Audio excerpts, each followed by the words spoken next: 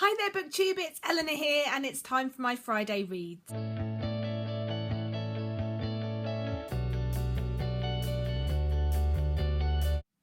So before we get into the books that I've read this week, I want to do my Booktuber Shoutout. This week I am shouting out Francesca, whose channel is Utterly Uncool. She's an Italian booktuber, but all her videos are in English, and I absolutely have fallen in love with her channel. It's so interesting to watch, and she has really great taste in books. She's very eclectic. Some of the recent books that she's shown on her channel have included Han Kang's Vegetarian and The Improbability of Love, I think it is, which is a relatively new book which I think is up for the Bailey's Women's Prize.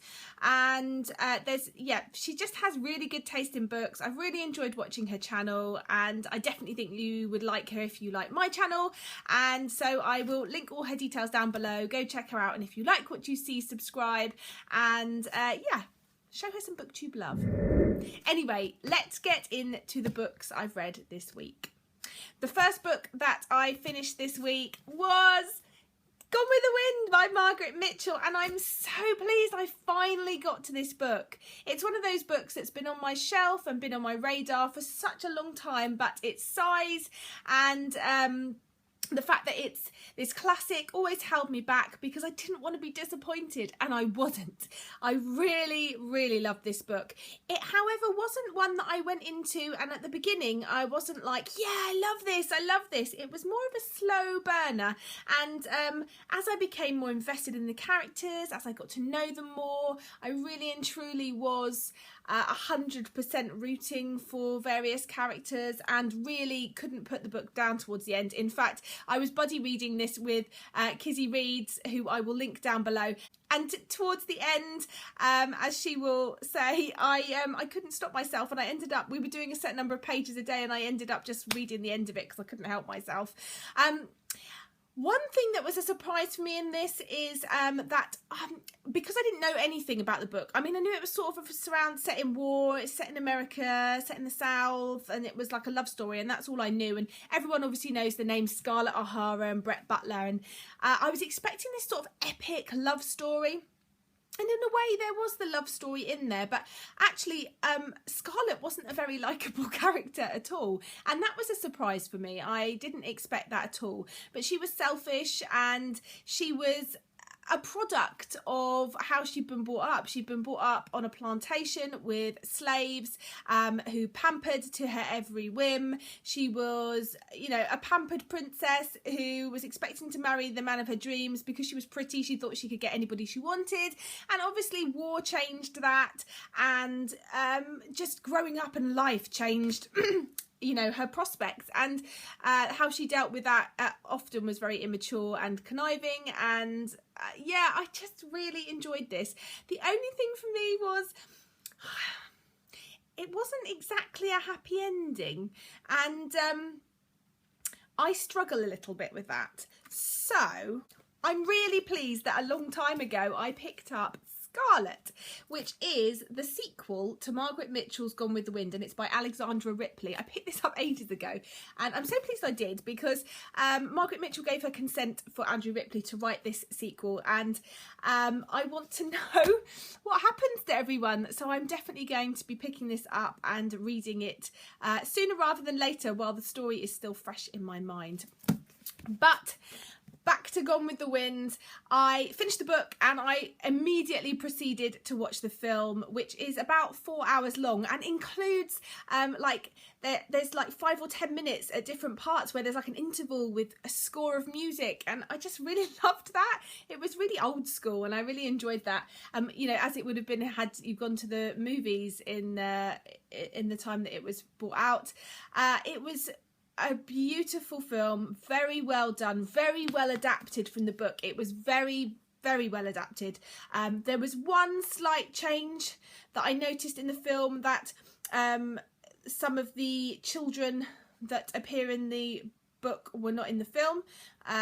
so they had been cut out, which was a shame, but I can understand they didn't really add necessarily to the story as such.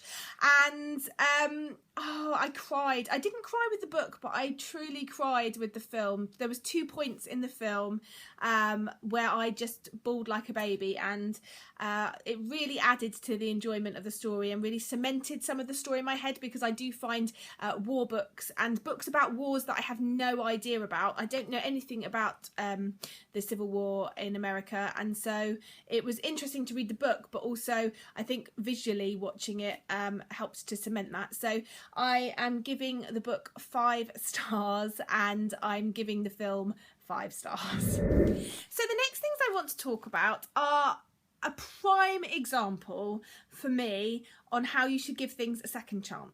Long time ago, I picked up issue 1 of Rat Queens when it came out. So I picked up the first issue, not the first volume, just the first issue, and I was disappointed. I didn't really enjoy it that much. It was okay. I think I gave it 3 stars, and I was like, well, it's not enough. It has to be 4 stars plus for me to carry on with the series. And so I left it there. And then over the last sort of year, I just keep hearing everyone rave about Rat Queens, and I kept saying to myself, well, this is ridiculous. It wasn't that good. What's going on? You know, people have got strange taste, and like saying things to myself. And then I just kept hearing it, and I thought, right, I'm going to give it a second chance, but I'm going to get volume 1 and I'm going to get it from the library. So what I did was I picked up volumes 1, 2 and 3 of Rat Queens from the library, and I thought, right, I'm going to give this a good shot. I'm going to give it volume 1. It's from the library, it's free, so I'll try volume 1. And then if I enjoy it, I've got volumes 2 and 3, but I'm probably not going to enjoy it. But I'll give it a go. And oh my God, it just goes to show that sometimes it takes more than one issue to really get into a story. Because after reading volume 1, I gave volume 1, volume 2 and volume 3, all of which I read in one day, 4 stars. I really enjoyed them. I think it's just proved to me that I don't work well with issues, especially on making decisions. If a story is for me, I'm much better waiting for a whole volume to come out, because I think 5 or 6 issues really gives you a good taste of the story, lets you into what's going on, and you can tell if the style is for you.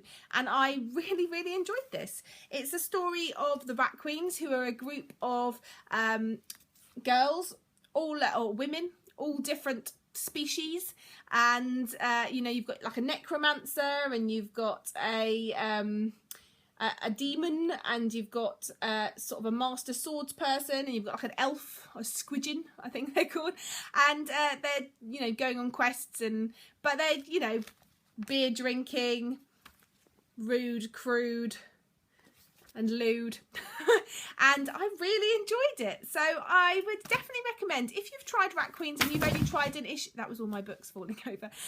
So if you've tried Rat Queens but you've only tried the first issue, I would definitely recommend picking up a volume from the library and giving it a go, because it really changed my mind. So I was really happy with that. The next book I read was a buddy read with the lovely Jackie Kate, who I love buddy reading with, and we read Smile is Fair by Rebecca Levine, which is book 1 of The Hollow Gods, and this was purely on Caitlin's recommendation. She did a video recently with recommendations for fantasy books, and this was on there, and both me and Jackie decided we were going to read it, and I wasn't disappointed. There is a number of characters we follow in this story, and they all seemingly have very different storylines, but slowly but surely we watch as they all intertwine and connect as the story progresses, which I think is amazingly cleverly done.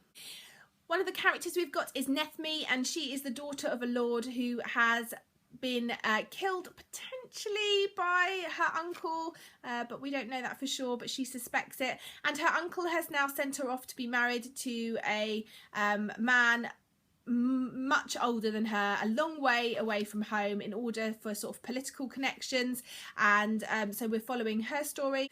So we're also following Eric, who is a male prostitute. He is my favourite character from the story. He just loves what he is and embraces it, but he falls in love with the wrong person. Well, not necessarily the wrong person, but he makes some bad decisions, and things happen in his life, and he ends up in situations. I don't want to say what they are because it will spoil things, but we follow him, and he was definitely my favourite character by far in this. We follow Dai Heo, which he is like the last member of his tribe, and he is kind of like a hired goon and a bit of an alcoholic, so we follow his story. And we follow Krish, who is probably the most important character in this story, who is a goat herd who discovers that he is something else, and then his sort of epic quest starts, and it is him that is going to draw all of the different characters together, I believe. This book is just so good. The world is really well done. In the first book you get glimpses of parts of the world that you don't get to uncover totally, which I'm sure will come in future books, of which I'm going to be starting reading as soon as the next one comes in from the library. And also there is a lot of religious aspects in this, and there's lots of different religions, lots of different types of gods. There's people who worship numerous gods, there's people who worship one god, there's people who believe in circumcision. It's just, yeah, really interesting look into different religious beliefs as well, and I just thoroughly enjoyed this. It was a really good story, a very fast read, a very easy read, a very compulsive read, and I really enjoyed it, and I gave this one 4 stars. So that's books I've completed this week. I am very nearly finished with a buddy read with Caitlin from Kitty G of Underground by S.L. Gray. This is okay so far. I think it's meant to be a horror, but it certainly doesn't feel like a horror to me. It has elements of a feeling at the beginning with Wool by Hugh Howey, because it's set in this sort of bunker that has been created. They're sort of meant to be luxury condos for rich people to wait out if there's ever like an apocalypse, and this apocalypse has started. This virus is being spread, and so the people that have bought these condos have moved in, but not all is not as it seems, and there's a murder, and it's okay. So far I'm nearly finished, and it's a 3-star, so we'll see, but I'm going to be finishing that one. I'm also hoping to complete All the Birds in the Sky by Charlie Jane Anders with Caitlin, which we're going to be reading this one together as well.